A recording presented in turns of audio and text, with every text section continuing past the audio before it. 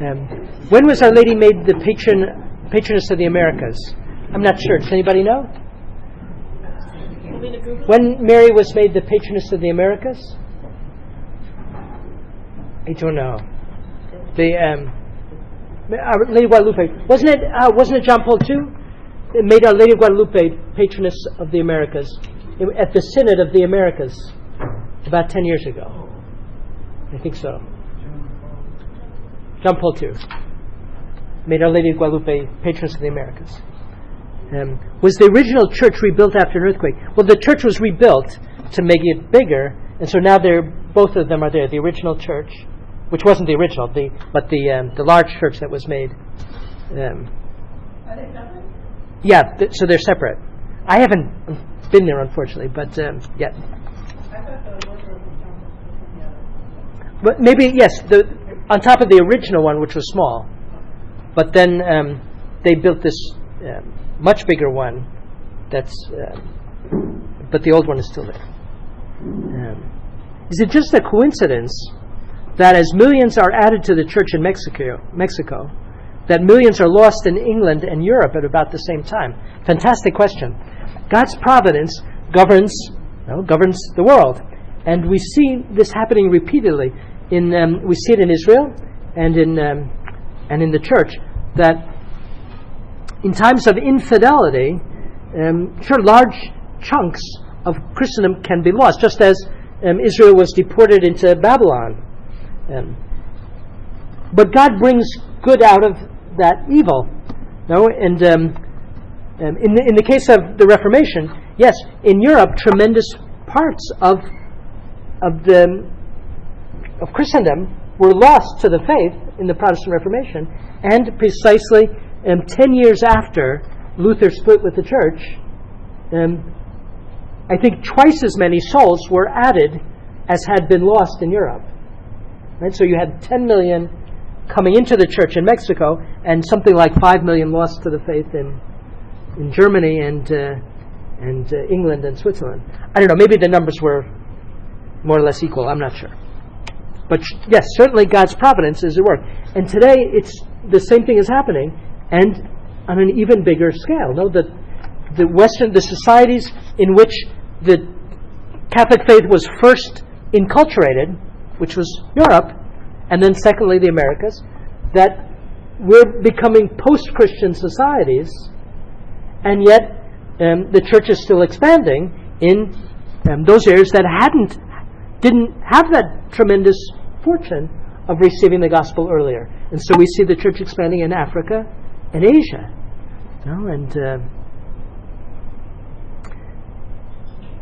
And another thing to reflect on is, so what happened when Our Lady appeared in Mexico?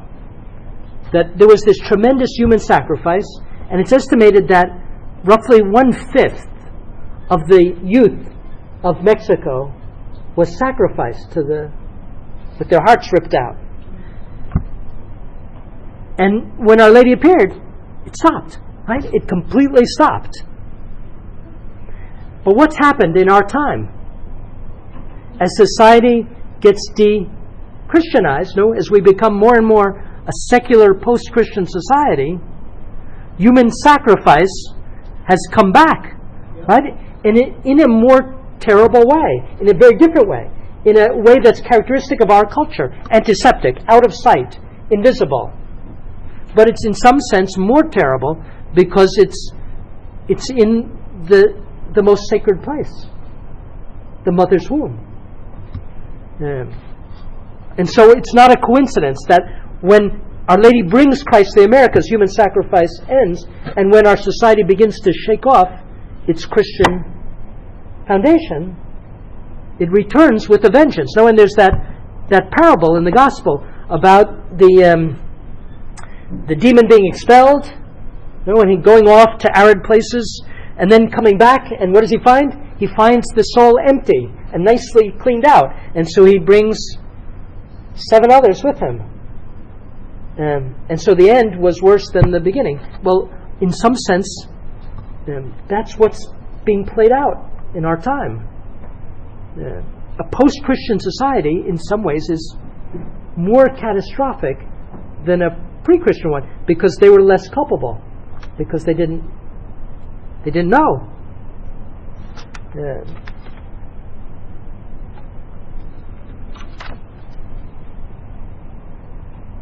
And even in terms of numbers, so in Mexico, 1/5 of the youth died to human sacrifice. Well, we have more than that to abortion.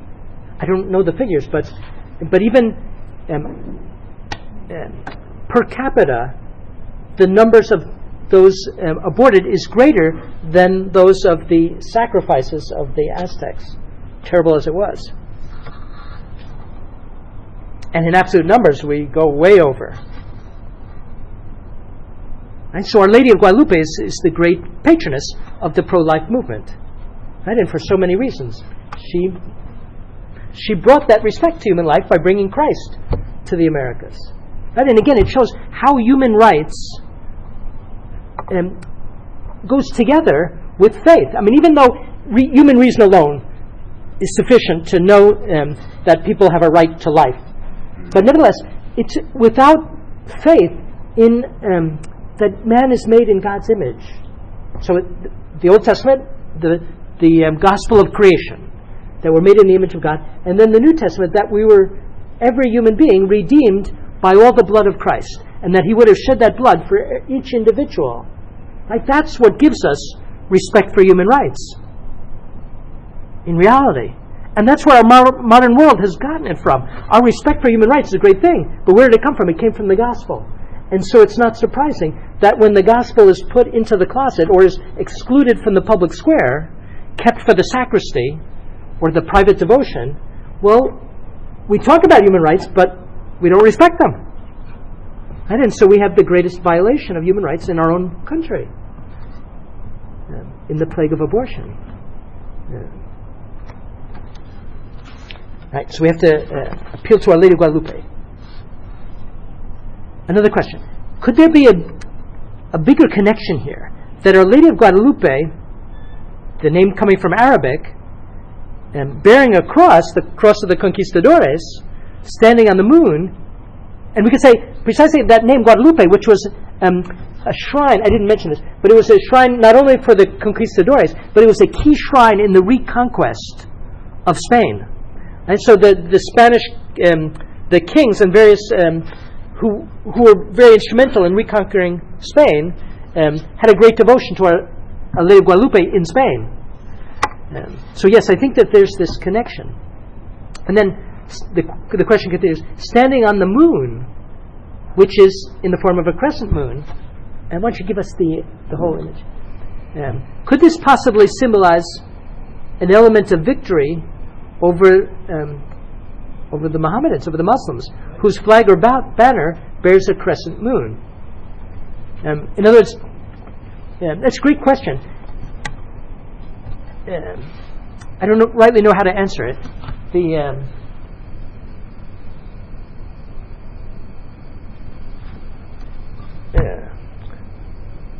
I mean, the crescent in her appearance there, I don't think directly bore on Islam, because didn't exist in the Americas. But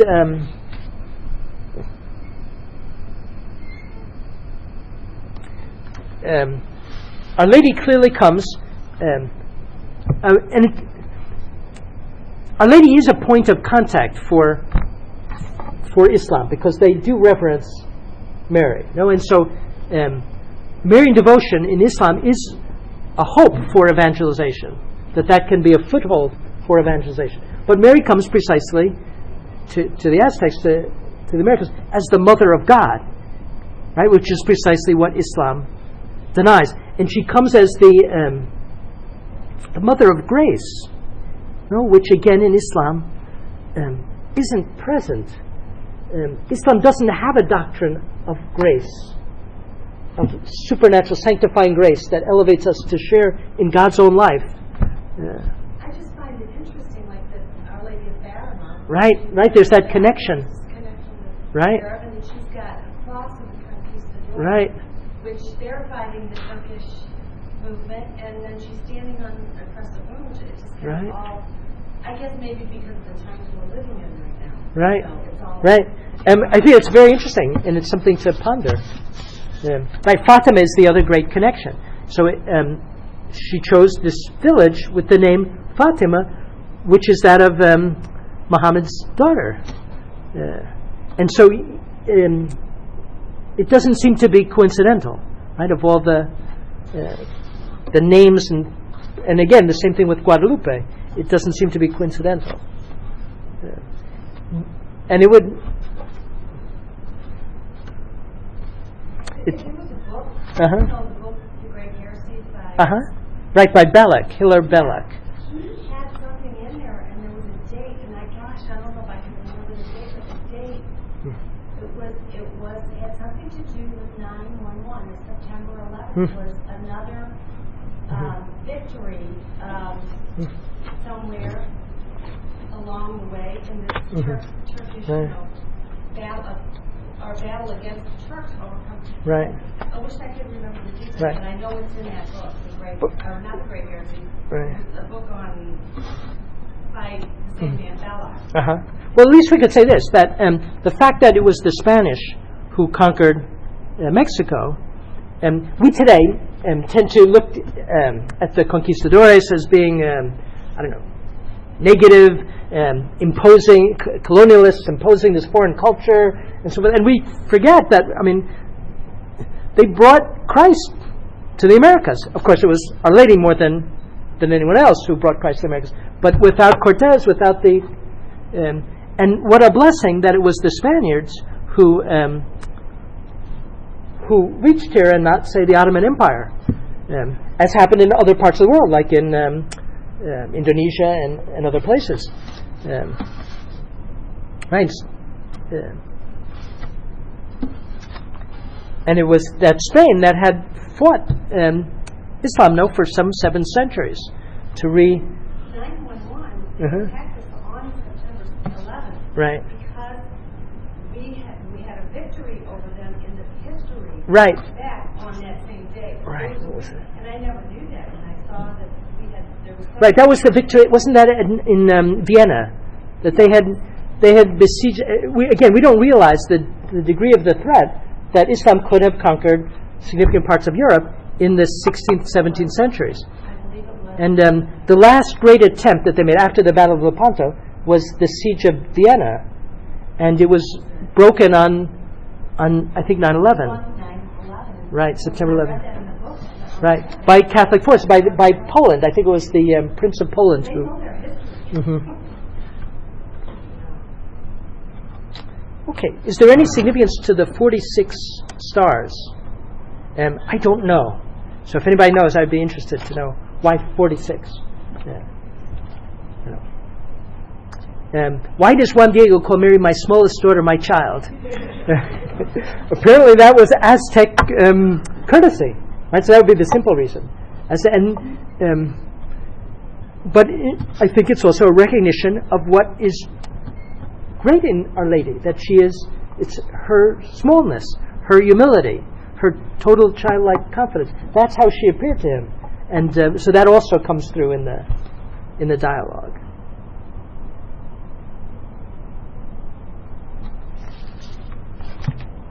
Okay, differing apparitions of the Blessed Virgin Mary. She appears differently at Fatima, at Lourdes, the Miraculous Meadow. Could it be, we don't know what a glorified person looks like, but if a person were to live in enter a certain culture, she would look the way that they look in that environment. I'm not sure if I got the question right, but that makes sense. That makes absolute sense. Our Lady has a glorified body. That's the doctrine of the Assumption. And when Jesus, in his glorified body on Easter Sunday, walked with the disciples on the way to Emmaus, well, they didn't recognize him because he didn't want to be recognized.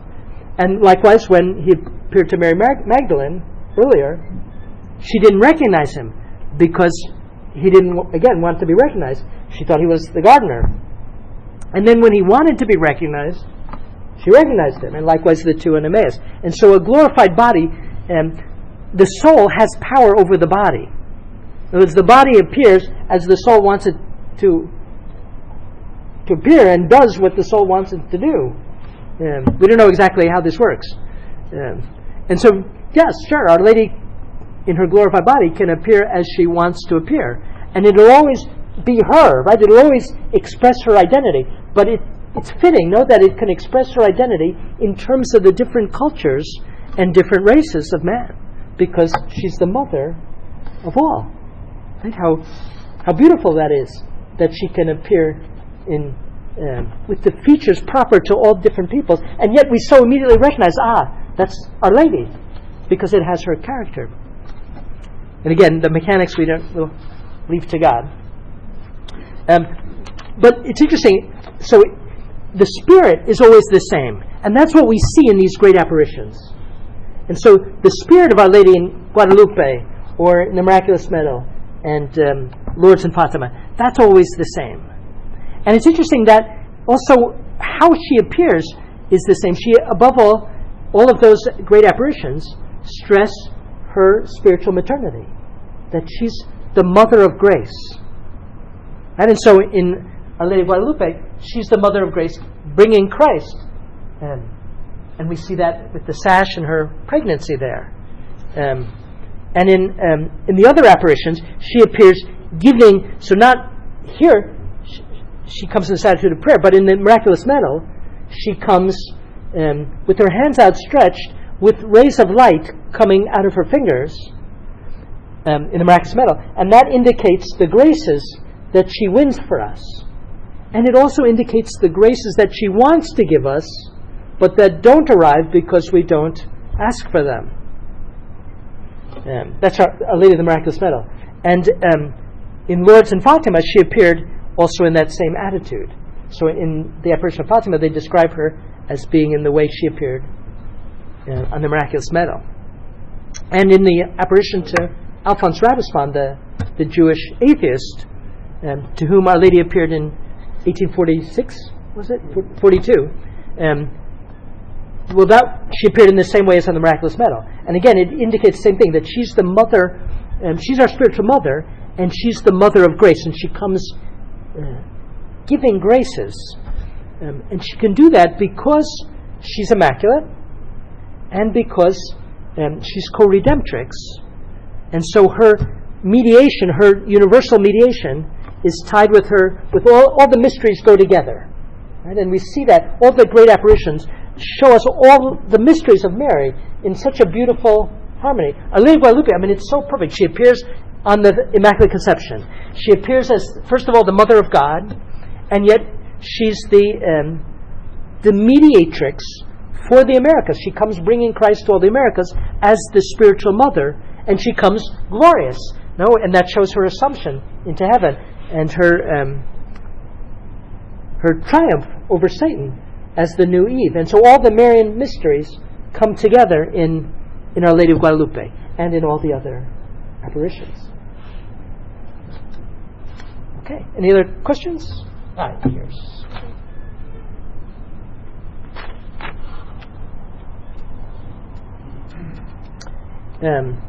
I thought Our Lady of Guadalupe was supposed to look like an Indian. I don't think that she does. What do you think?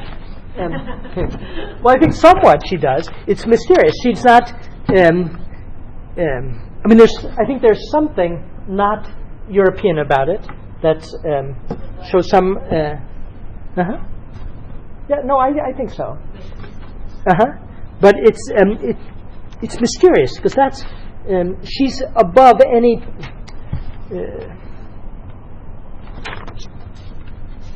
There's a mystery about her. Anyway, I'll leave that to each one of you. Any other questions? I'll let you go. In the name of the Father, Son, and the Holy Spirit. Amen. We give thee thanks.